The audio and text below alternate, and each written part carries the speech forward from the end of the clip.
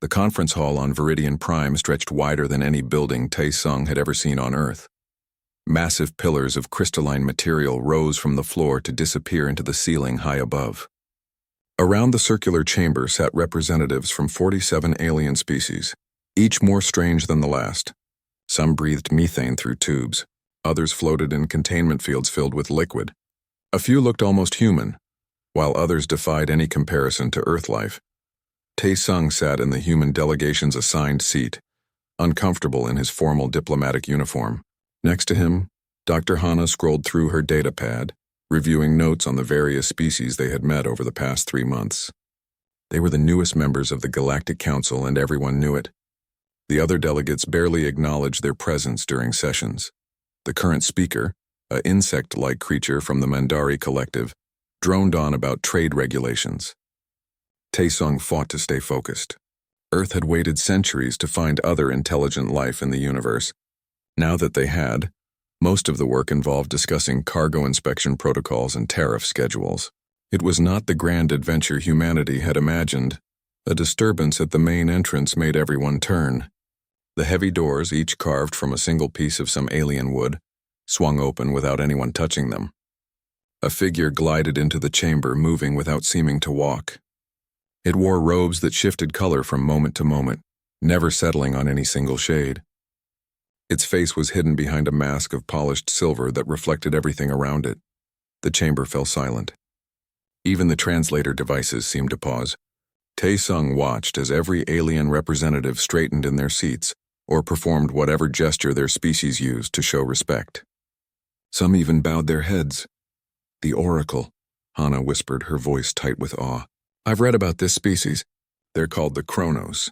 They live for thousands of years, and some believe they can see fragments of possible futures."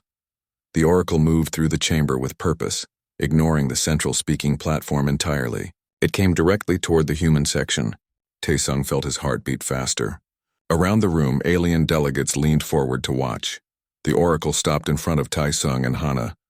When it spoke, the voice seemed to come from everywhere and nowhere at once. The translator in Tae-sung's ear rendered it in perfect Korean, though he knew it was not speaking any human language. "Ambassador Tae-sung of Earth, Dr. Hana of Earth. I have come with a warning that must be delivered now, at this moment, or it will be too late." Tae-sung stood on shaky legs. He had been trained in diplomatic protocol, but nothing had prepared him for this. "We are honored by your presence, Oracle. We will listen to your words with respect." The Oracle's mask tilted slightly as if studying him. Respect means nothing if wisdom is ignored. "I have seen the threads of possibility that branch from this moment. In most of them, your species does not survive the next decade." Murmurs rippled through the chamber. Hana grabbed Tae-sung's arm, her fingers digging in hard enough to hurt. The Oracle continued, its voice cutting through the noise. "The Vraxian Dominion will test you. They will provoke your people. They will strike at your colonies with raids and attacks. Your warriors will demand revenge. Your leaders will feel pressure to show strength. But you must hear me clearly, humans. If you strike first, if you bring war to their territory before they bring it to yours, they will never stop. They will activate something that has no end. Your species will be hunted across the galaxy until nothing remains." "Why would they do this?" Tae-sung asked, finding his voice. "What have we done to earn such hatred?" "You have done nothing yet. That is why I warn you now. The Vraxians follow ancient laws written into their culture so deeply that they cannot disobey. If an enemy strikes their home territory first, every Vraxian everywhere stops their normal life and becomes a weapon aimed at that enemy. They do not negotiate. They do not tire. They do not stop until the enemy is extinct or submits completely." The Oracle turned slightly, addressing the wider chamber. "The Council knows this truth. They have seen it happen before. Twice in known history, species have triggered the Vraxian Eternal Vendetta Protocol. Both species are now gone, remembered only in historical records." Tae-sung looked around the chamber. The alien representatives avoided his gaze. Some studied their data displays with sudden interest. Others shifted uncomfortably in their seats. No one spoke up to deny the Oracle's words. "Then why doesn't the Council stop them?" Hana demanded, stepping forward. "If the Vraxians are so dangerous, why are they allowed to remain in the Council?" "Because they only activate this protocol when attacked first," the Oracle replied. "In all other matters, they are peaceful traders and scholars." The Council cannot punish them for a defensive measure, even one so extreme. The law is clear. If you strike first, you bear responsibility for what follows. But you said they will provoke us, Taesung protested. If they attack our colonies, aren't they striking first? They will raid and harass. They will test your patience and your restraint. But they will be careful never to bring total war. They want you to be the ones who escalate. They want you to attack their homeworlds in anger. Only then can they activate their protocol with the Council's blessing. Why? Taesung felt anger rising in his chest. Why do this to us? We just arrived. We've done nothing to them. The Oracle's mask caught the light from the chamber's crystal pillars, creating dancing reflections. Because you are human.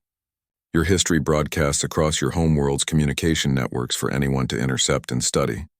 5,000 years of recorded warfare, weapons of incredible destruction used against your own people. Your entertainment media celebrates violence and conflict.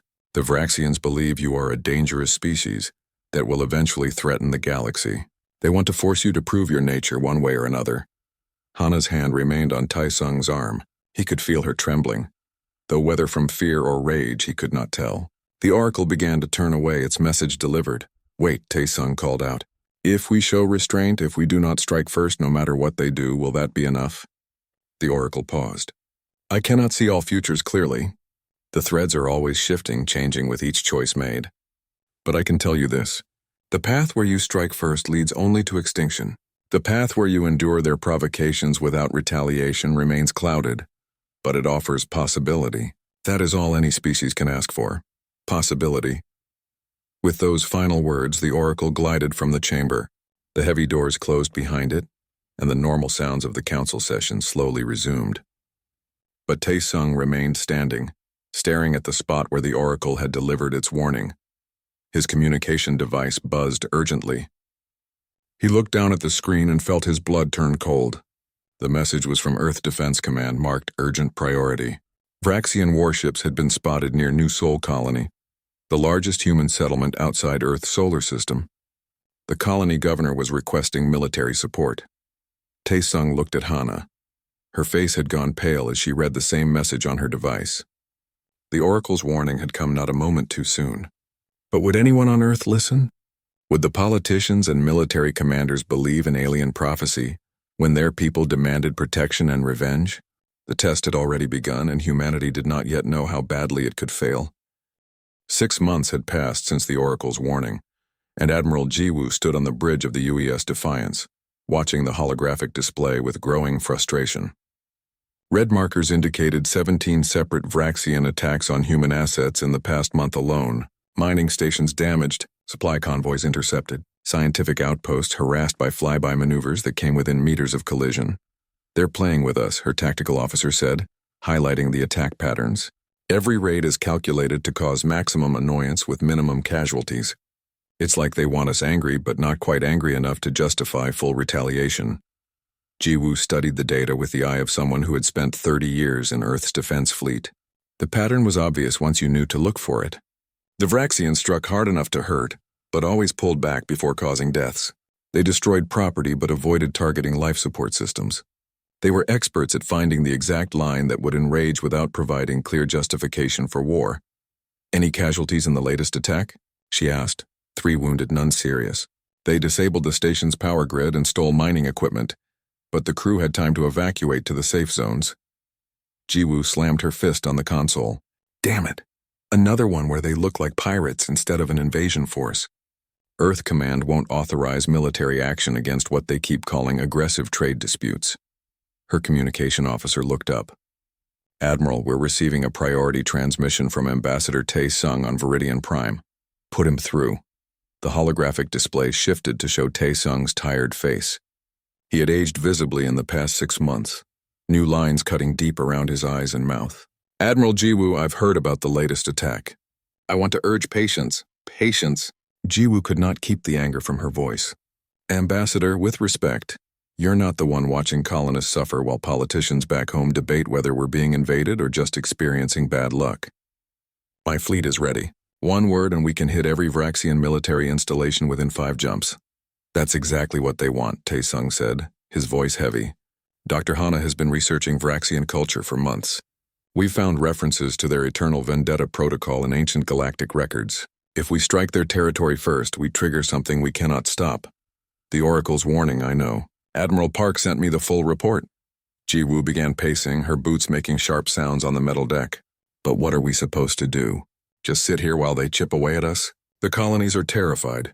Earth's population is demanding action. Politicians are calling me a coward for not defending human territory. I know it's difficult, Taesung said softly, but the cost of striking first could be extinction. That's not political exaggeration. That's what the historical records show. Before Ji-woo could respond, alarms blared throughout the ship. Her tactical officer shouted over the noise. Multiple Vraxian signatures dropping out of hyperspace. Captain Hyun's squadron at the Helios Gate is under attack. The holographic display switched to tactical data, streaming in from Captain Hyun's destroyer group. 4 human ships faced a dozen Vraxian cruisers. Ji-woo watched the engagement unfold in real time, transmitted through quantum relays that allowed instantaneous communication across light years. Captain Hyun's voice came through, young and stressed but steady. This is Captain Hyun of the UES Thunderchild. Vraxian forces engage without warning. We are taking heavy fire, shields at 60% and falling. Return fire and perform evasive maneuvers, Ji-woo ordered, even though Hyun had surely already given those commands. Reinforcements are jumping to your position now. She turned to her helm officer. Plot a jump to Helios Gate. All ships in the 3rd Fleet are to follow. Admiral, wait. Taesung's voice came from the still active communication channel. This could be the trap. They attack a small force, you respond with overwhelming retaliation, and suddenly you're the aggressor. Those are my people dying out there, Ji-woo shouted. I'm not going to sit here and debate philosophy while human crews are blown apart. She cut the communication link and focused on the battle. Her fleet of 20 warships made the jump to hyperspace. The strange sensation of translating through dimensions lasted only seconds before they emerged near the Helios Gate, an ancient alien structure that allowed faster travel between sectors. The scene before them made Ji-woo's blood boil. Captain Hyun's flagship was crippled, venting atmosphere from a dozen breaches. 2 of his escort ships were completely disabled. The 3rd was engaged in a desperate defense of its damaged sister ships. The Vraxian cruisers circled like predators, their weapon systems clearly active but no longer firing. They stopped shooting as soon as we arrived, her tactical officer reported. The Vraxian formation is breaking up.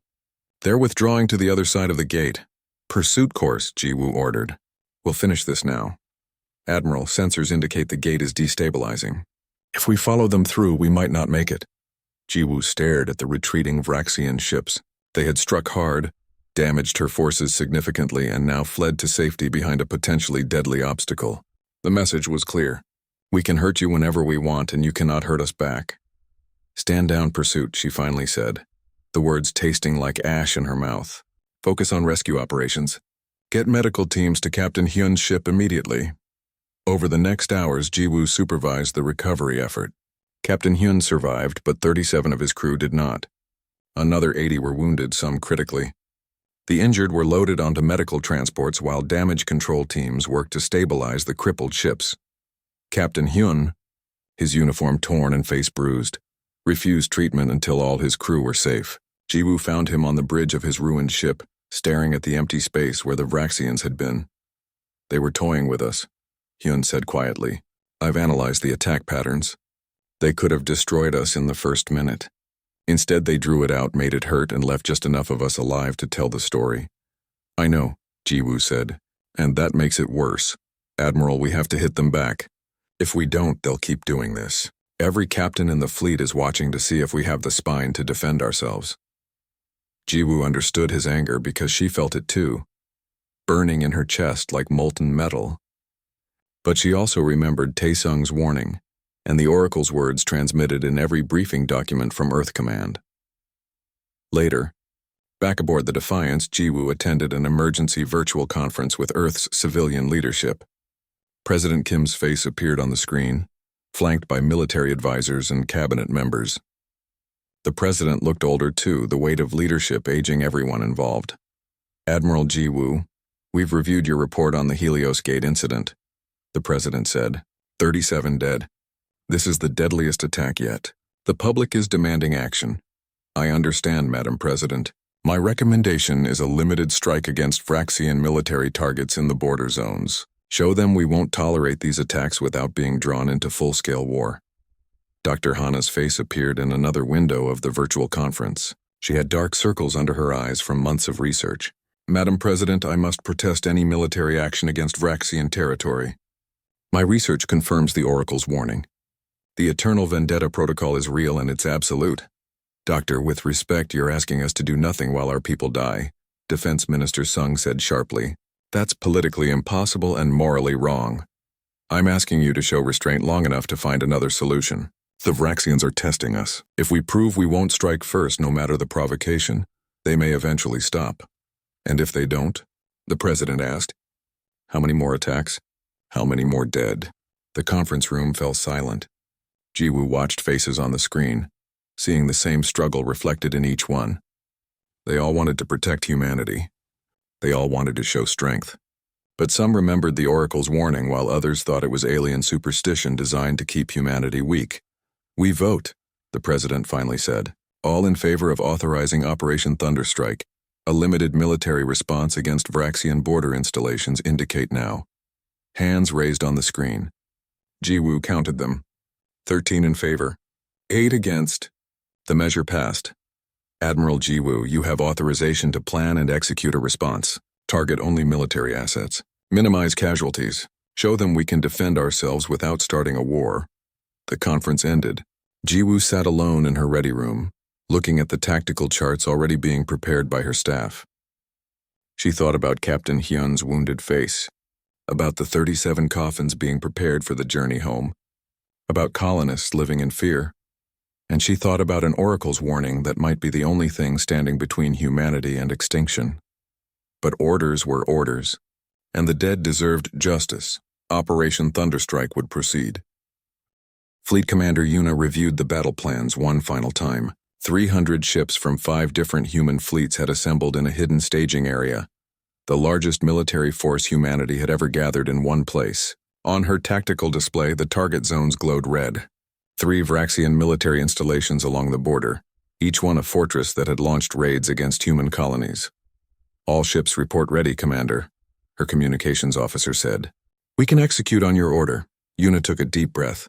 She had fought pirates in the outer systems, defended Earth during the Titan Rebellion, and trained for this moment her entire career. But she had never ordered an attack that might define humanity's future among the stars.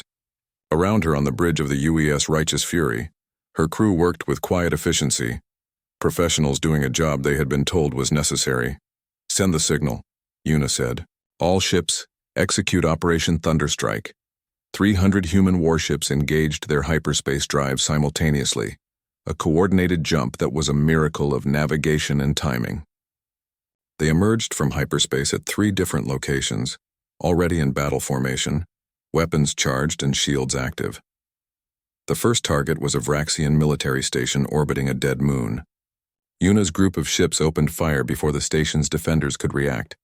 Human railguns, laser batteries, and missile swarms struck with devastating accuracy. The station's shields collapsed within minutes. Secondary explosions rippled across its hull as ammunition stores and fuel tanks detonated. Station 1 neutralized, Tactical reported. Minimal defensive fire. They weren't expecting an attack of this magnitude. What about casualties? Yuna asked, scanning now. Estimate 300 Vraxian personnel on that station. No escape pods detected before it broke apart. Yuna felt something cold settle in her stomach, but she pushed the feeling away. The Vraxians had killed humans first. This was justified response. This was defense. Reports came in from the other 2 attack groups. Station 2 disabled, its weapon systems destroyed but the main habitat section intact. Most of the Vraxian crew survived. Station 3 had fought back harder, but overwhelming human firepower crushed their defenses in under an hour. Total Vraxian casualties estimated at 700. Mission accomplished. Yuna transmitted to all ships. All units return to Rally Point Alpha.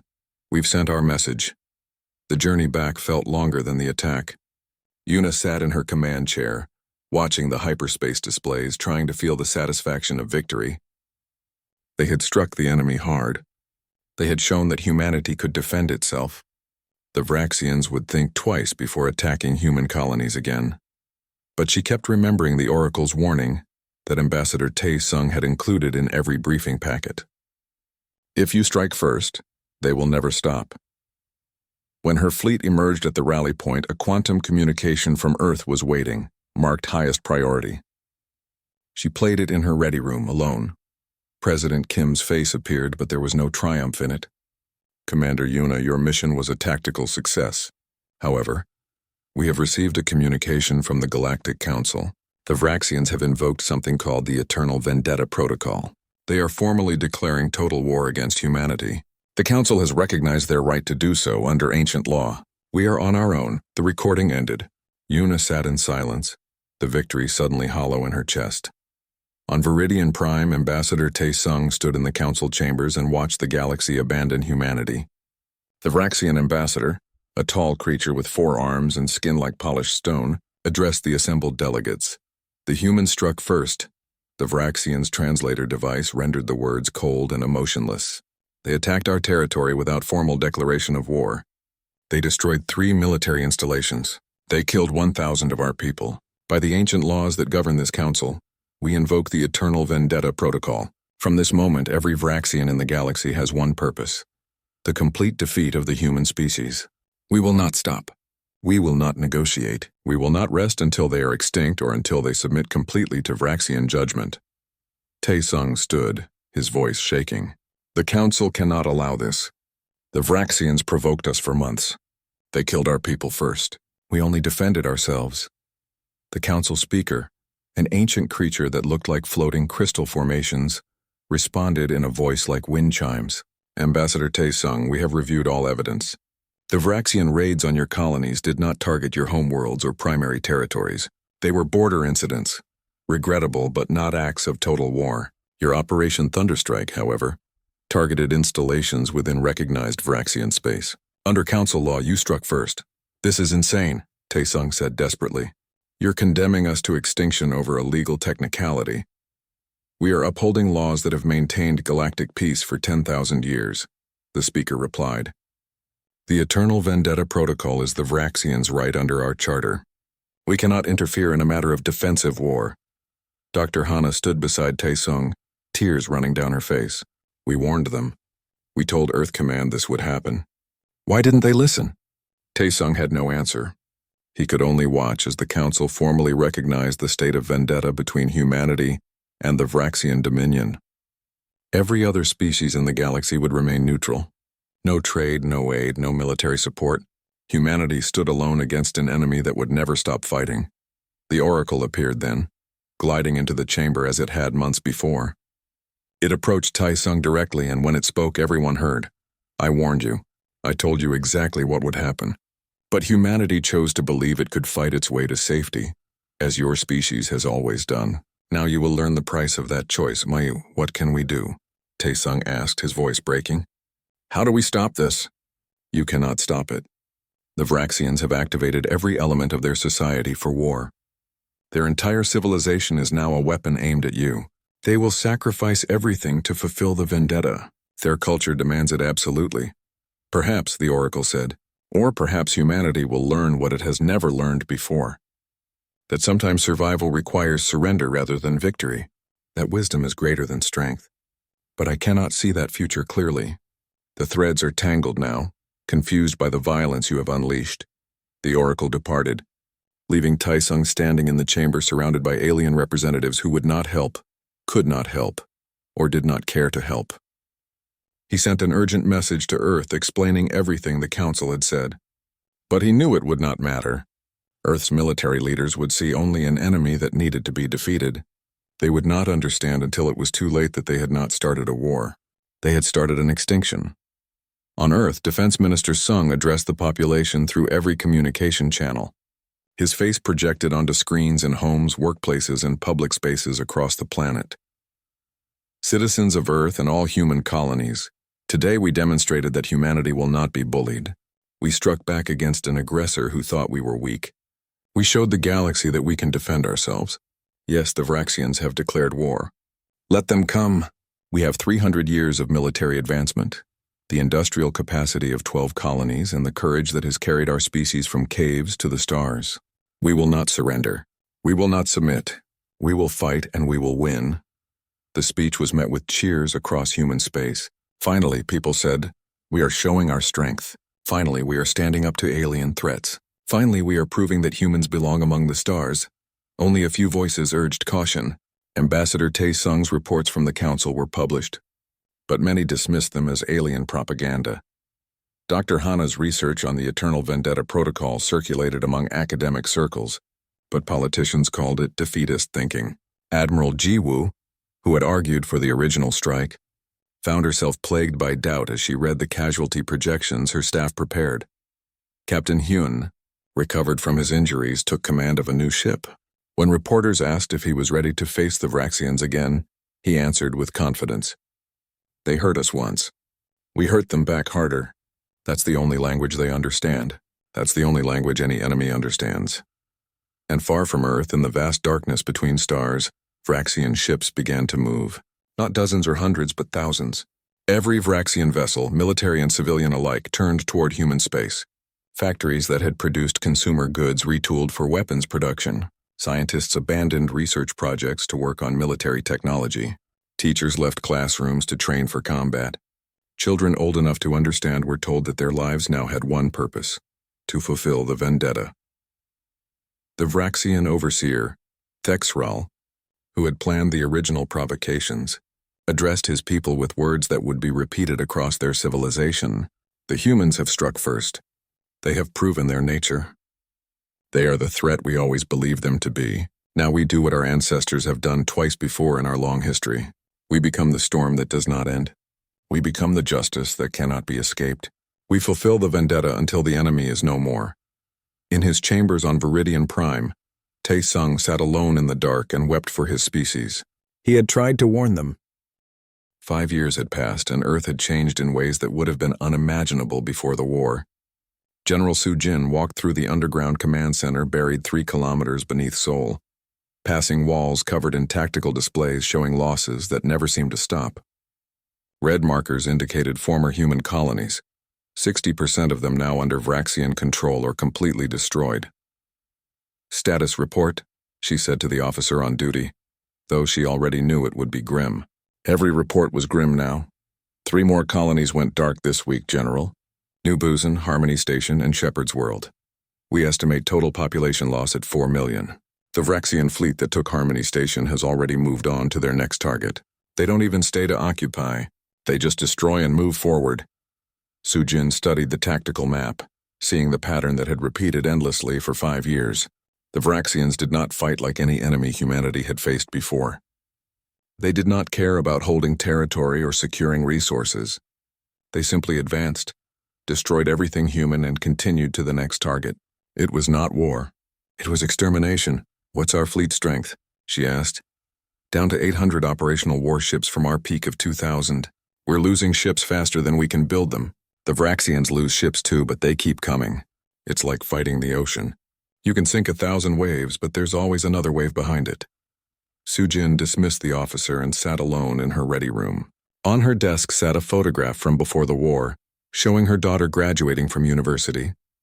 That daughter was now a fighter pilot, barely 25 years old, flying missions against an enemy that never retreated and never surrendered. 3 of her daughter's squadron had died this month. The war had consumed everything, transformed every aspect of human civilization into an engine aimed at survival. A message alert chimed. Ambassador Tae-sung requesting a secure communication. Soo-jin accepted, and the old man's face appeared on her screen. He looked ancient now, far older than his years. The guilt of having been right had aged him more than time ever could. "General Soo-jin, I wanted to inform you before you hear it through official channels. I'm leaving Viridian Prime. The council has made it clear there's no point in my presence. No one will help us. I'm coming home. Welcome back, Ambassador, though I'm not sure what home looks like anymore. We've converted every factory to weapons production. Rationing is standard. Most major cities are underground now. We're surviving, but barely. I need to tell you something," Tae-sung said, his voice heavy. "Dr. Hana and I have been doing research with the help of a scientist named Kyung. We've developed a weapon, something that could end this war." Soo-jin leaned forward. "What kind of weapon?" "A planet killer. It uses quantum disruption technology to destabilize a world's core. We could destroy the Vraxian homeworld. Without their central world, their cultural programming might break down. The vendetta might end. For a moment, Sujin felt hope, bright and sharp. Then she understood the true horror of what Tae-sung was suggesting. You want us to commit genocide. I want us to survive, Tae-sung said quietly. 5 years ago, I would have said no to this weapon. I would have argued for peace and restraint. But I've watched 60% of our colonies die. I've read the casualty reports. 15 billion humans dead, General. 15 billion. At this rate, we have maybe 10 years before Earth itself falls. Does the weapon work? Kyung has run every simulation. Yes, it works. One ship carries it through their defenses on a suicide run. The weapon deploys. The Vraxian homeworld dies along with everyone on it. Estimated casualties 40 billion Vraxians. Sujin felt sick. 40 billion? We would be killing 40 billion beings to save ourselves. Yes, that's exactly what we would be doing. The question is whether survival justifies it. After the communication ended, Sujin called an emergency meeting of Earth's remaining military leadership. Admiral Jiwoo attended virtually from her flagship. Captain Hyun, now a squadron commander who had survived against all odds, joined from a forward base. Engineer Kyung presented the technical details of the weapon, and the Oracle, in a surprise appearance that shocked everyone, joined the conference through a quantum relay from Viridian Prime. I know what you are considering, the Oracle said before anyone could speak. I can see the possible futures branching from this moment. I have come to offer perspective, not to command you. Can you tell us what happens if we use the weapon? Admiral Jiwoo asked. If you destroy the Vraxian homeworld, you kill their civilization's heart. Many Vraxians will lose the will to fight. The Vendetta's cultural programming might collapse without the homeworld as a focus. You would likely win the war. Then we should do it, Captain Hyun said immediately. End this nightmare. Save what's left of humanity. But, the Oracle continued, you would become the very thing the galaxy feared you were, the species that commits genocide when threatened, the species that cannot find solutions beyond violence. You would win the war but lose your place among civilized beings. No species would trust you. No one would trade with you. You would be isolated, feared, and ultimately you would become the monsters you fought against. Better to be alive and isolated than dead and noble, Admiral Jiwoo said bitterly. We didn't start this. The Vraxians forced this on us, did they? The Oracle asked gently. Or did you strike first, exactly as I warned you not to? You created this situation. Now you must decide how to end it. Sujin spoke up. Oracle, you said the vendetta might end if we destroy their homeworld, might. What if it doesn't work? What if we commit genocide and they keep fighting anyway? That is possible. The vendetta is deeply rooted. Some Vraxians might continue the fight out of pure rage at what you did. Then you would have 40 billion deaths and no peace. You would have achieved nothing but horror. The conference room fell silent. Engineer Kyung, who had designed the weapon, spoke quietly. I built it because I was asked to, because I thought it might save us. But I've been thinking about what it means. My family died when the Vraxians took New Busan. I have every reason to want revenge, but if we use this weapon, we become the same as them. We become beings who will kill entire worlds to achieve our goals. They're already killing our worlds, Captain Hyun protested. Why should we hold back when they don't? Because someone has to break the cycle, Kyung said. Someone has to be better than this. The debate raged for hours. Some argued that survival justified any action. Others insisted that there had to be another way. Admiral Jiwoo found herself torn, remembering the Oracle's warning 5 years ago that she had supported ignoring. General Sujin thought about her daughter, fighting in a war that might never end, and wondered what kind of future they were fighting to preserve. Finally, Ambassador Tae-sung spoke. I have a question for the Oracle. You warned us not to strike first. You were very specific about that word. First. Does that mean something? Is there significance to who strikes first? The Oracle's presence seemed to brighten in the holographic display. You asked the right question at last. Yes, Ambassador. There is great significance to who strikes first. The Vraxian Eternal Vendetta Protocol has conditions. One of them is this. If the enemy that struck first surrenders completely, submits to Vraxian judgment, and accepts whatever punishment the Vraxians demand, the vendetta can end. Surrender? Admiral Jiwoo said in disbelief. You want us to surrender? After 5 years of fighting, after 15 billion dead, you want us to just give up? I want you to understand what the word first means in the context of Vraxian law. You struck first. That is a fact the galaxy has recognized. If you surrender and accept responsibility for starting this war, the Vraxians can end the vendetta with honor. Their cultural programming allows for it. And what would they do to us after we surrender? Sujin asked. Exterminate us anyway? I cannot see that future clearly. But I know this. The path where you use the planet-killing weapon leads to darkness, whether it works or not. The path where you surrender at least offers the possibility of survival. Diminished survival, perhaps. Humiliating survival. But survival nonetheless. Captain Hyun stood abruptly, his face red with anger. This is insane. We're discussing surrender to an enemy that has hunted us for 5 years. An enemy that will never stop. How can we trust them? You cannot trust them, the Oracle said.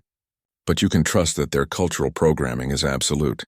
If you surrender in the proper way, acknowledging that you struck first and accepting judgment, they must end the vendetta or violate their own deepest laws. That is something they cannot do. The meeting adjourned with no decision made. Over the following weeks, the debate consumed Earth's leadership. Some called for using the weapon immediately. Others advocated for surrender. Most were paralyzed by the impossibility of the choice. Ambassador Tae-sung spent long nights reviewing everything he had learned about the Vraxians, everything the Oracle had said, every casualty report and projection of humanity's future. He thought about the warning he had delivered 5 years ago that had been ignored. He thought about how humanity had arrived at this moment through its own choices, and slowly he began to understand what had to be done. The weapon was ready. Engineer Kyung stood in the secure facility where the planet killer had been built, watching technicians loaded onto a specially modified warship. In 3 days, a volunteer crew would take it on a one-way journey to the Vraxian homeworld. The quantum disruption device would activate, and 40 billion beings would die in a matter of hours as their planet tore itself apart. Admiral Ji-woo had volunteered to command the mission personally. General Sujin had approved the operation with a heavy heart. Earth's government had voted in favor, 12 votes to 7. The weapon would be used. Humanity would do whatever it took to survive, except Ambassador Tae-sung had not voted. He sat in his small apartment in the underground city, writing a speech that would either save humanity or destroy what remained of it. Dr. Hana sat across from him, reading his words as he wrote them, tears running down her face. They'll call you a traitor, she said quietly. They might execute you for this. I know, Tae-sung said. But I've thought about this every day for 5 years. We struck first. That's the fact that nobody wants to face. We started this war because we couldn't control our pride, because we refused to show restraint, because we believed violence was the only answer. If we use this weapon, we prove that we learned nothing. We prove that the galaxy was right to fear us. But if we surrender, the Vraxians might kill us anyway. The Oracle said it couldn't see that future clearly. No future is certain, but I know what happens if we use the weapon. We become genocidal monsters. That future is clear. At least surrender offers possibility. Tae-sung finished writing and encrypted the file with a code that would release it to every communication network in human space at a time of his choosing. Then he sent a message to the Oracle, asking for one final meeting. They met in a neutral space accessed through quantum relay, a virtual environment where beings from across the galaxy could interact without physical travel. The Oracle appeared as it had 5 years ago, robed and masked, ageless and patient. You know what I'm going to do, Tae-sung said. It was not a question. I know what you are considering. Whether you actually do it remains to be seen. Free will is a strange thing, Ambassador. Even I cannot predict it with certainty. If I announce humanity's surrender without authorization, I'll be arrested immediately, probably executed as a traitor. But if the message goes out first, if humanity hears it before anyone can stop it, the government might be forced to follow through. That is likely. You would be sacrificing yourself to save your species from its own worst instincts. Very few beings have such courage. Tae-sung laughed bitterly. It's not courage. It's guilt. 5 years ago, I warned everyone about this. I told them what would happen. They didn't listen, and 15 billion humans died because of it. This is my responsibility. You warned them, the Oracle agreed, but they made their own choice. You cannot carry the weight of every decision your species makes. Yes, I can. That's what leadership means. That's what being human means. We're responsible for each other, even when we fail each other. The Oracle was silent for a long moment. Then it spoke, and its voice carried something that might have been sadness. The Vraxians will demand a heavy price for surrender. Humanity will be diminished. Your expansion into the galaxy will be restricted. Your military will be dissolved. You will serve a period of what they call education, where your people learn the cost of striking first. It will be humiliating. Will we survive? Most likely, yes. The Vraxians are not cruel by nature.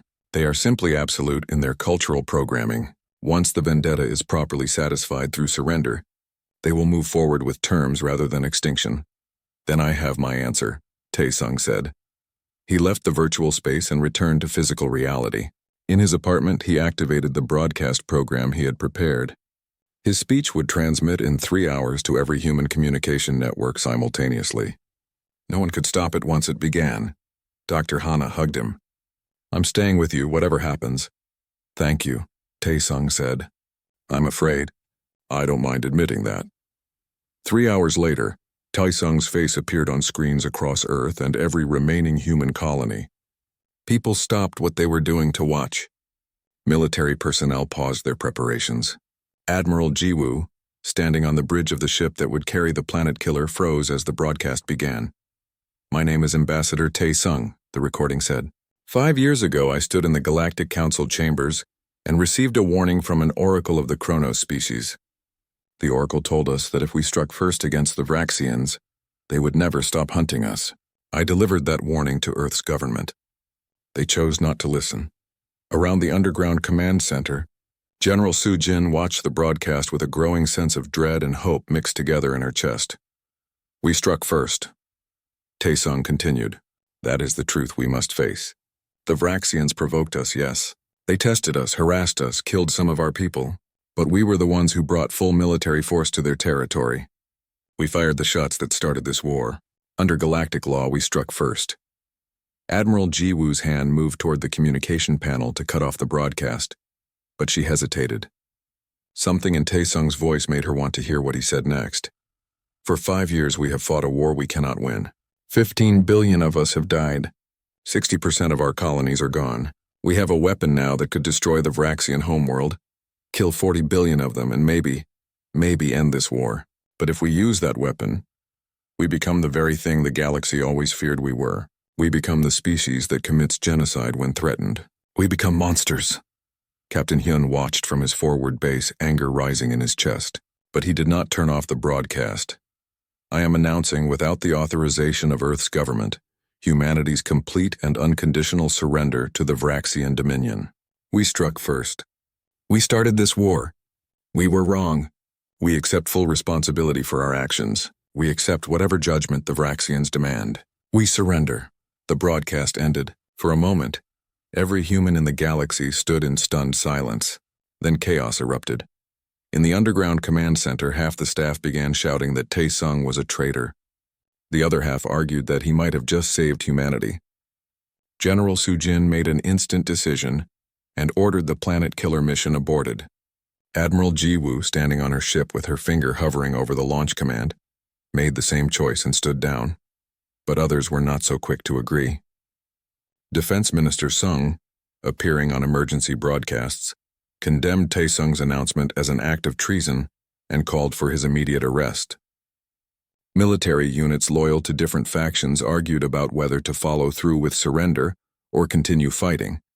For 12 hours, humanity teetered on the edge of civil war, split between those who wanted to fight to the end and those who saw surrender as the only path to survival. The debate raged across every communication channel while Vraxian fleets continued their advance toward Earth itself. Then the Oracle appeared again, broadcasting to both humanity and the Vraxian Dominion simultaneously. Humanity has surrendered. Ambassador Taesung has confessed that his species struck first. He has accepted full responsibility. Under galactic law and Vraxian cultural tradition, the Eternal Vendetta Protocol must now conclude. The Vraxians must accept the surrender or violate their own deepest laws. The galaxy waited. On the Vraxian homeworld, Overseer Thexral stood before the grand assembly of his people. For 5 years, every Vraxian had lived for one purpose, fulfilling the vendetta. Their entire civilization had been transformed into a weapon, Now suddenly the enemy had surrendered.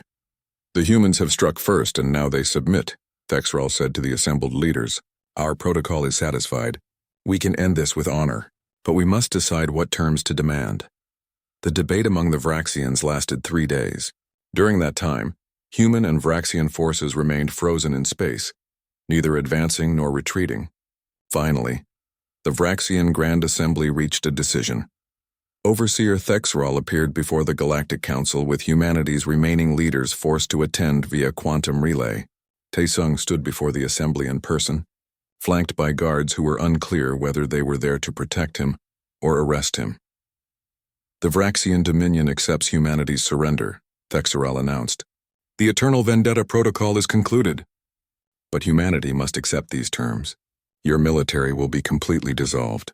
Your warships will be decommissioned under Council supervision. Your colonies will be restricted to systems you currently inhabit. You will not expand for a period of 50 Earth years. During this time, you will undergo what we call the education period. Vraxian teachers and Council observers will live among your people.